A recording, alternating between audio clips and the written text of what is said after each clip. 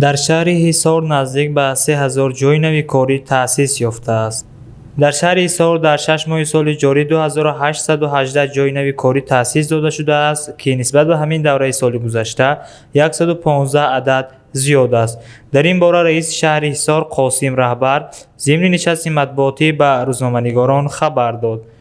در نشست قید گردید که در درآمدگاه مرکزی شهر از دو طرف بناهای استقامتی با بهترین شرایط بود و باش ساخته می شوند که به حسن شهر زیبایی ضمن نمایند و هم شرایط خوب برای ساکنان مهیا می گردد. تأمین پیشرفت استوار اقتصادی شهر 102.9% اجرا گردیده است. همزمان در شهر برای سزاوار تجلیل نمودن جشن 35 سالگی استقلالیت دولتی برنامه مکمل ترتیب داده شده است که موافق آن بنیاد 1626 انشاء تا جشن در نظر داشته شده است. در سمت صنعت در شهر در دوره حساباتی تنها کارخانه وحدت تکستیل 279.8 تن رسمان پختگین استحصال نموده است که نسبت به همین دوره سال گذشته 261.9 تن یا 15.6 برابر زیاد است. همزمان قاسم رهبر تصمیم دارد که کارخانه را در سمت کارکرد پرتاب‌های معیشی در شهر بنیاد سازد.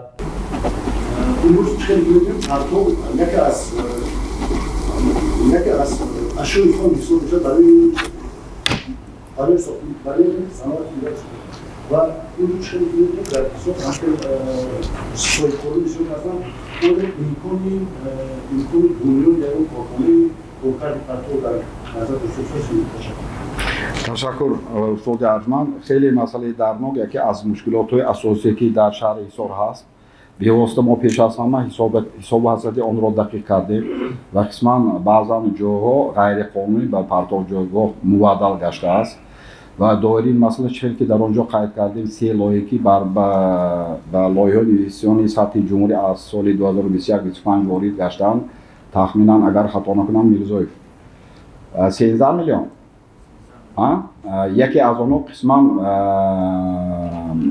آغاز میگردد. این لایحه که ما با آن مشغول هستیم با کمیته سرمایه‌گذاری یک جای آغاز میگردن. این پرابلم این لایحه ها مبلغ گذاری در جا عموما نبود، ما نو آغاز میکنیم و یکمین اساسا مسئله لایحه به واسطه شهری که ما اول در نظر داشته می شود که بیشتر از قریب 40,000 نفر اهالی اقامت دارند و آنچه که پرداخت قوطی که دیگر مسئله افتید در آنجا وارد شده است. ما پیشگویی نمی کنیم، ما کار را نو آغاز میکنیم و یک چیز رو به من گفتند که در وقتش قسما در همین شهرک همین قوطی ها بودند و نمیدونم اساسی در جاها ساختمان ها بسیار شدن. حاضر قسما دیده استادان من با تکرار میکنم که حصاری ما امروز یک جای حشرگاه است ولی یک جای مرکزی یک دقیق نداریم. شاید این ساختمان بسیار شدن، پرتوها بسیار شدن، همین چیزا به نظارت ما آهسته آهسته این از روی همین لایحه همکاری داریم و ترتیب میداریم. این مسئله یکم. لیکن 120 پرتوهایی که سالهای طولانی حل نشد در مدتی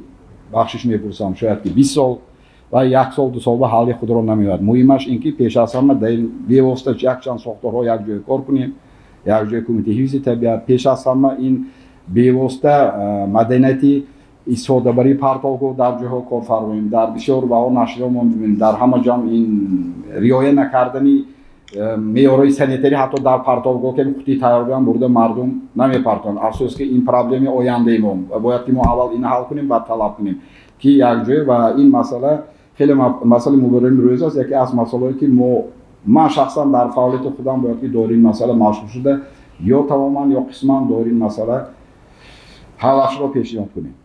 خب ما در این مسئله نقشه بندی کردیم، جنبستی 6 ماه پیشنهاد کردیم، خلاصه داریم، مهلت دادیم، نظارت میکنیم. خب نسبتی کارکرد شنید، نسبتی کارکرد پرتوها من اولی در یگان منطقه تاجیکستان ندیدم که یگان کارخانه کارکرد پرتو باشد.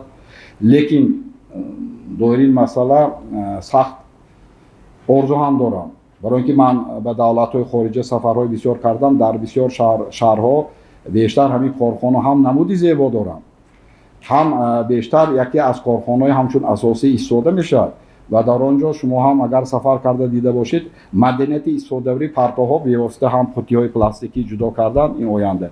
لیکن از همه با گفتن که این سمتی اگر این البته در وی خصوصی چی دولتی نباشد اساسا سایه پایدار از همه میگن که کارکردی پرتو است. ما در این سمت کار میکنیم. ما در این سمت البته سایه‌کاران از بیرون از تاجیکستان هم گفتگو میکنیم.